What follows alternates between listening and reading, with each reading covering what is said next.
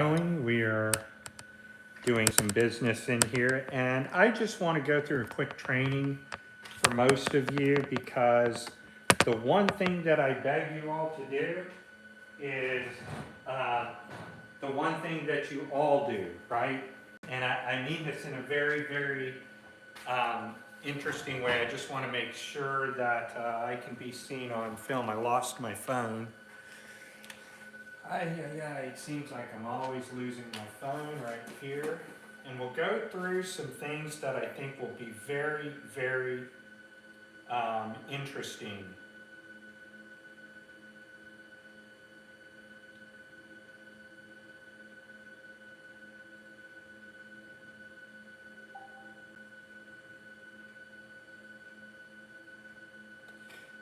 Give me just a moment. I just had somebody buy a printer and message me, so let me figure out where my YouTube is, get my volume down so I can just make sure that I can be seen.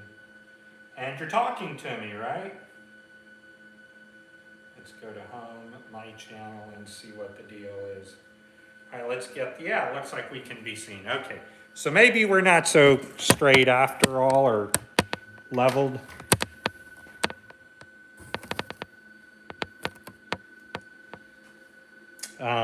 Hold on a second.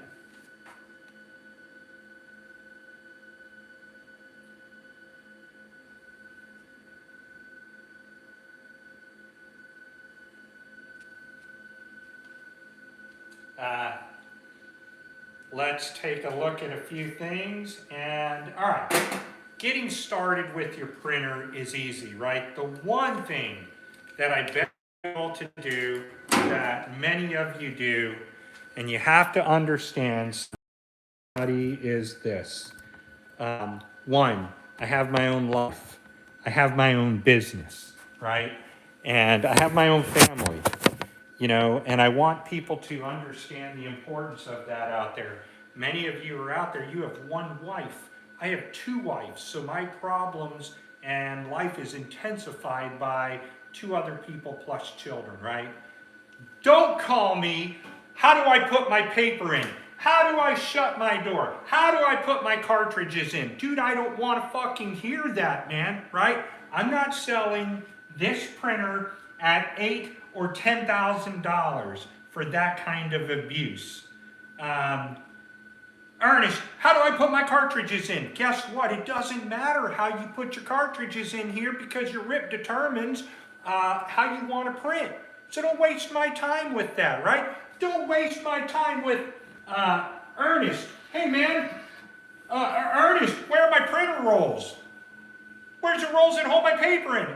Don't waste my time with that crap. You waste my time with stuff like that, because when there's really a problem, a disconnect of the motherboard, something goes on, right? It's going to go on priority, you know, not important, right? So I'm going to go through an idiot's guide on how to set this up, because apparently people don't want to read manuals. They want it now, now, now. And I'm like, go back and read your manual.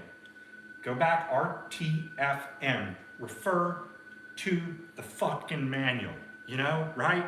Isn't that what they always say? And I get called up over shit like, Ernest, my film won't recognize itself in the printer, right? Listen, I sell you a working printer, and we're going to walk through it, and I'm going to teach you things in this video nobody fucking cares to, because they want to sell you a shitload of ink. I don't want your problems. I am happy when you are happy printing. And I know this sounds harsh, right? But the reason that this has to be said is because this is not a Chinese printer. It's not a two-head printer. It's very, very little problems we're going to go through. Okay, so we're going to turn this printer off. And let's just pretend, make believe, you know, act like there is something that has already happened, right? And then we'll, yeah, dude, no, Eddie, thank you, man, you get it, right? So I have people going, how do I put my cartridges in? Ernest, how how do I fill up a cartridge? And I'm like, man, I really, really want to help you. And on stuff like that, dude, I have this kind of agreement. Leave me alone until this thing won't print. And when it prints, and you're happy, and when it doesn't print, you're pissed off. But I want to show you something, right? From 2 days of printing outside, okay, on that big 24-inch powder shaker. Hey, Eddie, you got a few bucks, man? You want to make a massive investment in your business? Buy that 24-inch powder shaker out there. We got 10 of them, dude. Ship them. They're so easy, and they work with this printer, and they're absolutely affordable. But Eddie Nails is a guy that prints in his shop right there in Philadelphia. And Eddie, you're going to laugh at this, okay? Because you've been through, right? So these are nozzle checks because I printed outside, okay? Where it was 16% relative humidity, 4% relative humidity, bam, takes my yellow out. Starts to take my white out, okay? And I'm going to go back from the beginning of the nozzle checks here so you can see really where the problem began. And the reason I'm making this video, everybody, is for this, okay? Not because I'm mad. Awesome, brother. Thank you. It's not because I'm mad. I want you guys to protect your print head, right? So the worst thing that you can do to this printer is cleaning after cleaning after cleaning after cleaning after cleaning. And that's called chasing the nozzle check, all right? And if you're somebody else and you're like, just buy my printer, I give you ink, you buy ink, you buy ink, you buy ink, you buy ink. And that costs you money, right? And it also delaminates the print head when you go through multiple cleanings. The worst thing you can do, okay? So we're going to take a look at, where is it at? Right here, nozzle check, 71%. So we're going in reverse. You see this? All of a sudden I come from printing perfect. I don't know if you can see the white. You sort of can. There you go. I've got no yellow. Bam, I lose my white. There you go. Right? Now we're just going to drop that down and go backwards. So I've lost my LK. You know, but my yellow comes partially back, right? And this is not because I did cleaning after cleaning after cleaning after cleaning. Because I know these nozzles work, right? And here we are today. I don't know, can you see that? The yellow's back. My light K, which is white, has some issues. Do you guys want to know what I did? Do you want to know how I solved this problem without cleaning after cleaning after cleaning after cleaning? And then you call me up, Ernest, I've done 20 cleanings and I can't get my printer to print. Yeah, dude, you got air in the lines. The likelihood of this, see, and another thing that people don't do, right, that pisses me off, is that you have to remember these cartridges here are aftermarket cartridges. If you use them longer than 6 months, I found that they just fail. And when the cartridges fail, guess what you think it is? You think it's your print head. Now, I'm not saying it may or may not be, but 9 out of 10 times, the cartridge is failing. The little rubber gasket in the cartridge has eroded, right? There's air in the lines. It's either in the cartridge or in the liner, there's a failure. Well, guess what I did? To figure out this problem, let's see where I put it. I washed it out, but to figure out this problem, here, this is what I did. I took my Epson cartridge, okay, and I placed it in there. And I did one power cleaning, bam, it comes back to life. And I'm like, the goddamn cartridge is out. So I took the old cartridge right here, completely washed it out. This goes in the trash. It's no more good. Because I can switch the chips to anything they want.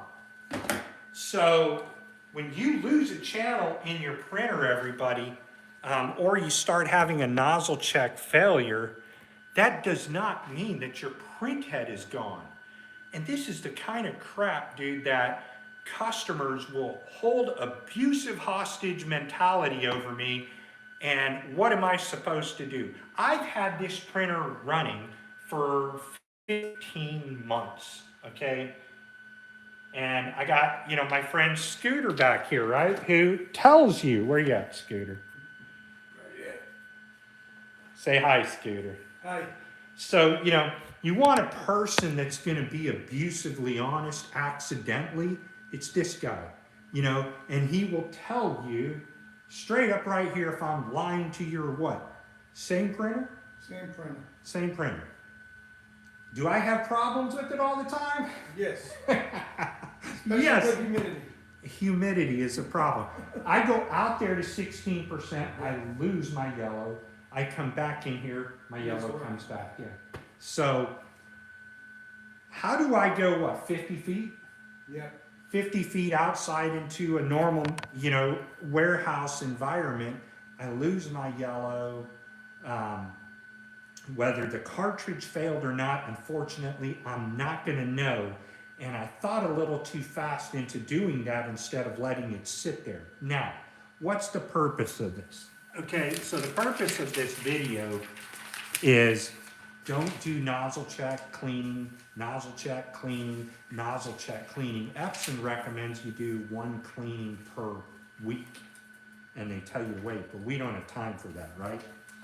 So, how did I get through this? I got through it by printing yellow blocks, just big, huge yellow blocks.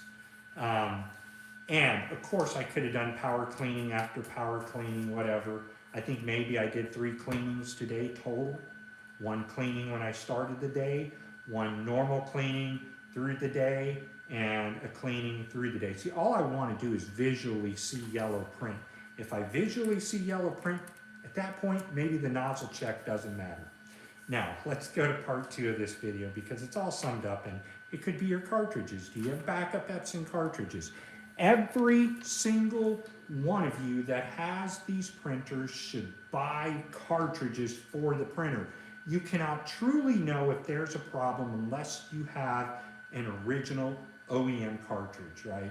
And I'm still doing tests, and maybe Eddie, if you're there, test just regular printer ink with white ink, DTF, and see if that does anything on your other units or some of you. Because remember, these printers, even in 2011, Epson had a white cartridge. They had a white cartridge right here. In the white cartridge,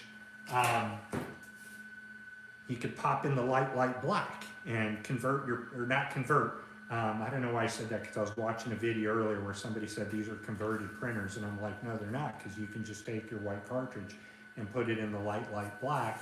And if you're running something like Kodak reverse rip or Acro rip, then the printer prints perfectly. So let's go to the idiot's guide to setting up this printer, right? Because I get people that call me and they're like, Ernest, I can't set my printer up. And I'm like, Ernest, this is abuse, you're using me, all this kind of stuff. No, dude, I'm just not your print daddy. There are so many damn videos out there to setting up your printer. All you gotta do is put in the cartridges and tell your RIP where your cartridges are, and that's all you have to do. Why am I bothered with how do I set my printer up, right? The mentality is this. Somebody wants Eddie Nails to go to their shop far away, and they want Eddie Nails to teach them a $50,000 trade for $0. I don't think Eddie Nails is going to do that, right? And neither am I. So the easiest way to set this printer up, okay, and this is an idiot's guide to setting up your printer, which, if you need help like this, maybe you should not have this printer. Right, and there are tons of videos how to do this. Why I'm even doing it, I don't know. So how do I set my printer up? When I get my printer, I want to know, for one, that it's at a 0 count, and I want to start again. So you guys know how to get into serviceman mode, right? This button, that button, that button. Hold them, don't let them go. Power your unit on.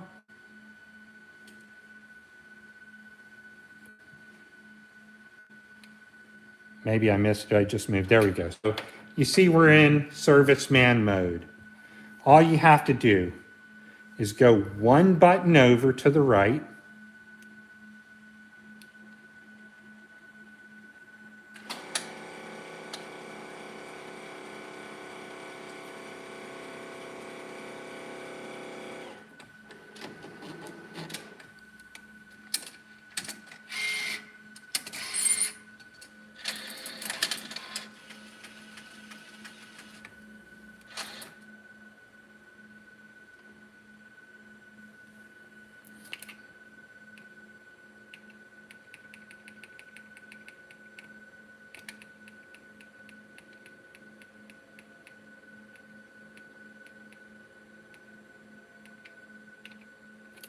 And that's how you set your printer up. Hit that button and you're good to go. That's all you got to do. Please tell me why. Please tell me why you were being abusive to me when something is that simple. Please tell me why you tell me, Ernest, I don't want to watch an hour-and-a-half video of you just ranting and teaching about this printer. That's how you set your printer up. I don't care how you put your cartridges in there. Just make sure you're in MK or PK, whichever one you're operating the same kind of system or same kind of print. So now we're going to turn the power on. Now another thing that Epson recommends that you do is that you do a cleaning on your printer and you don't continually clean again and again and again and again.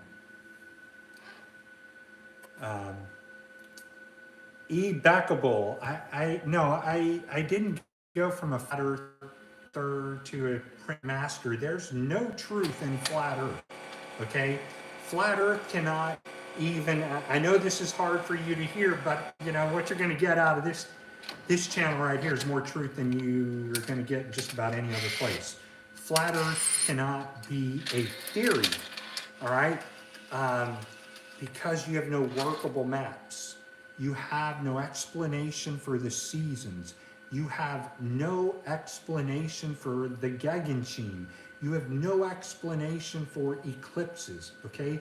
You have literally no explanation for the counter rotation of the stars, both in the northern and southern hemispheres, though you don't believe it. You have no explanation why here in Boston, Massachusetts, I can look up and see the North Star, and why somebody in Brazil, Australia, why they look up and they see the Southern Star, or why they see the Southern Crux that we don't see. There is no fantasy ice wall that's surrounding known lands for 63,000 mile radius, okay? It's nice, but it's not a theory, okay? It's not a theory until you have workable maps that can be used, just like I have workable manuals for this printer, and any ideas I have are based on working manuals, right? You get it? And that's why flat earth can't be a theory. There's other things that flat earth can account for, right? Why does the SR-71 fly? I think it's at 13 degrees nose up. The Concorde flies at 13 degree nose up. It's one of the fastest airplanes that was retired. There is curvature, right? It's just you don't want to believe it because you didn't go down a rabbit hole, my friend. You went down a rat hole. And until you acknowledge that you could be wrong, right, you're never going to be right. And so don't take it upon an idea that the world's against you, you know. Just keep yourself open to information. And if you can do that, you will find out that many of the religious ideas that you hold on to are simply that. There are multiple verses, if you are religious, that contradict flat earth, that you and flat earthers have never even read or seen in your Bible. And there's just, you know, there's more out there. NASA lies, I agree to that. That's not what this video is about, right? But just because NASA lies does not automatically make the Earth flat. That is a false conclusion, and also it's a correct assumption that NASA lies, but it's a false conclusion that you think the Earth is flat. So keep that in mind, brother. Keep searching and keep on in your life of truth. Right there, this system is finally turned on, so then your printer is ready to print, just like that, you know. Let's go ahead and zoom out, if I can. All right, so once your printer's set up, that's it. That's all you need to do, okay? You're ready to go. You're ready to make money, and you're ready to go to your RIP and start printing. That's it. That's simple. And I get treated like I'm so mean because I don't have time to teach somebody how to do that, but I can text that person those exact instructions, and you know how it is. I mean, there's nothing to these printers that need to be converted. You just pop in the cartridges and print. I don't know why anybody calls these printers converted. Their brain was converted to something that doesn't exist, right? So get to printing, happy printing. Oh, let's go through a few things, right? Cool maintenance that you may need to do on your printer from time to time, okay? So we're gonna come right back here, get this goddamn stand out of my way. Let's say we wanna turn this printer off. Always take your doors off. Always take your casing off your printer. This is exactly how I print with mine. I just found that by doing so, everything is easily accessible. You know, once you have your printer case off, right? This is your capping station. And as you can see in there, there's a little hole right down here that we're going to pay attention to. Right here, you just want to grab this wheel and turn it. It's really hard with one hand, until that latch comes down. So let's go ahead and do that. And then it'll, okay, so you're gonna go up to go down. And what this does is it loosens the print track so that you can now slide your print head over. You can easily access your dampers that you're going to need to clean. You can easily access, and in order to pull that down, you need to make sure this is all the way down.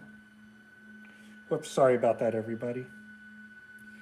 In order to release your wiper blade, this has to be all the way down. So keep going until you know you're positive it's down.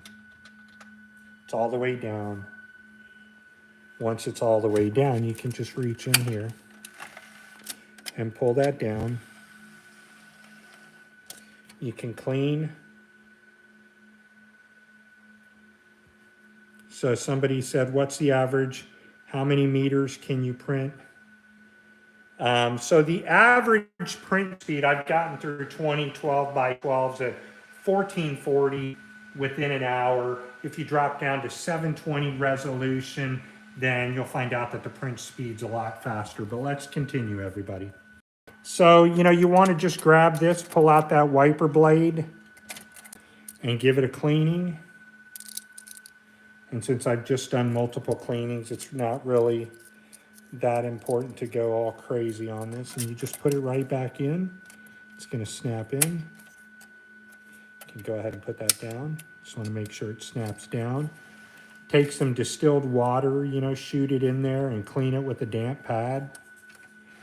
And now we're just going to raise this back up. It clicks.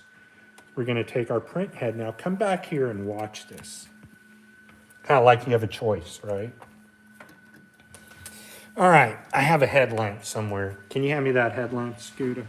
Hold on, everybody.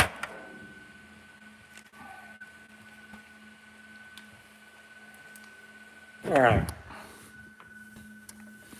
So you can see right through that hole. Scooter. Oh, no, that's okay. You guys can see Donald Trump in there, right? See Donald Trump in that hole? Right through there. Okay. So now you just want to be able to grab your print head and move it over. And this is where you clean the print head. Do you see it? All right, that's the print head right in there. Let's see if we can zoom in.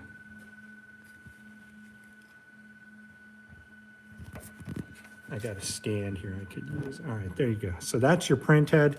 What you will do is take your little foam rubber tip, your foam tips, and just clean that.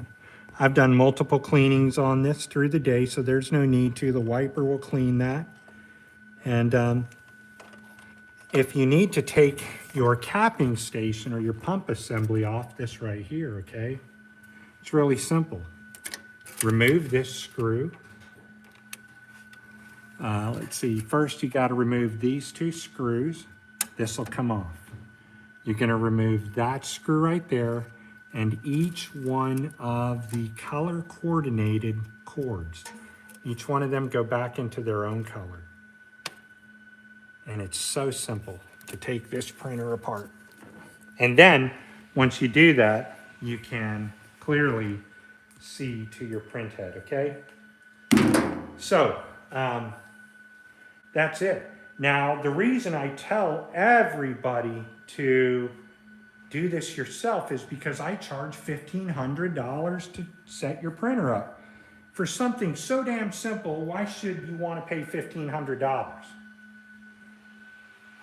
Thank you. I mean, I don't know. And then most people, there are people that do, hey, Ernest, come set it up, you know, and I have contracts where I service and warranty these things. But everybody, come on, seriously, man. You're talking about the easiest to use DTF printer in the country. I mean, without a doubt. So set up your printer. Don't do a lot of cleanings. Don't chase that nozzle check unless you are an absolute pro. But even like me, if I'm chasing the nozzle check and I don't have another cartridge, I know if I'm printing and I come from one area and the humidity changes, you know, even by 4%, I can lose a channel. It's just the life of these systems. So once you get your printer set, don't move it, right? And don't chase that nozzle check. 9 out of 10 times, your nozzle will come back. Be patient. It's okay to say, hey man, I lost my yellow today. I can't print for you today. I can order transfers, have it here in 2 to 3 days. Have a second backup set of a printer. In this case, if I was on a deadline and I lost that yellow to go through I just moved to a white channel and put some flush in that yellow channel, and whatever was in there that was causing the backup will be cleared. A lot of times people throw the piezo flush in their printer and they don't have a secondary cartridge. They put that yellow back in or they put the yellow into the printer again and the cartridge was failing. And you know, unless you have those Epson cartridges, you don't have full knowledge of what the hell's going on. So there you go.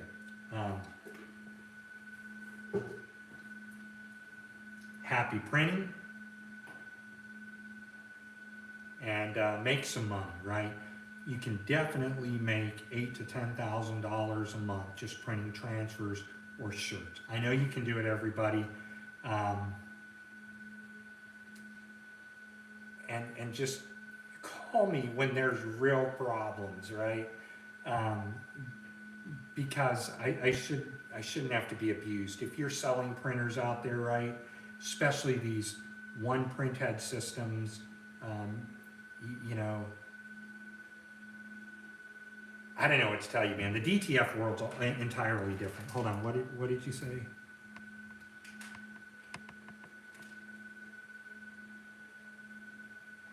Brother, you can't free anybody's mind until you can put money in their pocket.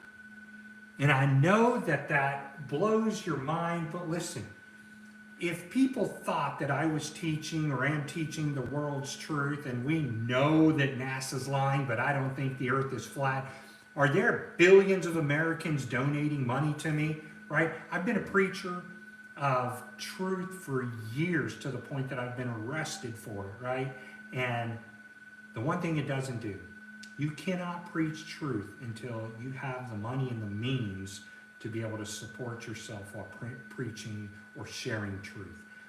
The season that I am in now is to help as many people as I can make money, right? Because I believe the dollar's crashing, or if it's all false and they want us to believe the dollar's crashing, they want to put us on a Fed Reserve now system, which we're already on a Federal Reserve system now. But if the dollar's truly crashing, then those people like us who are truthers need to be able to support ourselves as the dollar crashes.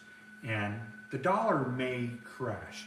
Where I live here in Boston, I don't think that we're going to see that, type of a crash, because it's like the third wealthiest region in the country. So those who do suffer will suffer hard. But if they have a trade like being able to print, then they're going to do very well. So let me go back to my previous point, right? I bought this printer back here for $25,000, okay?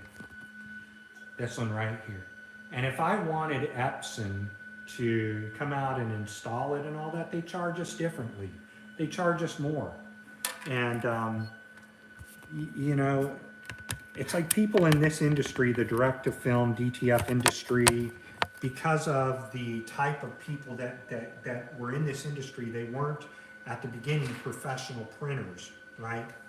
This is digital printing. It's a whole different animal than screen printing, HTV or something like that, where there's dedicated rips and stuff like that. That doesn't mean that you can't get started and make money. But these people wanted to be babied so bad that they needed somebody to hold their hand. And dude, I am just not that kind of guy, right? Because the moment that you call me and you're like, hey, Ernest, I'm having problems setting up my printer. I'm out sharing truth. I'm out handing out flyers, carrying banners, waking people up to what's really going on, right? And I do that every single moment of my life. I'm just a guy that got started in printing because nobody would print my anti-abortion signs or my anti-abortion t-shirts. So I had to do it myself back in 2013, 2014. So get started printing, make that money, set your printer up and get going, and don't call me unless there's a real serious problem, right? Ernest, cartridges are busted. I even have a video on my cartridges are busting. The video that I send everybody to watch how to set up their printer, I'm setting up a printer and the cartridges rupture on me. And what do? You may have that same duplicatable problem or duplicated problem. Don't call me up bitching at me, asking me, Ernest, why in the world, I did a cleaning, where's all my nozzles? I ain't got time for that, dude. Read your manual. Your manual to operate this printer is going to be what saves your money.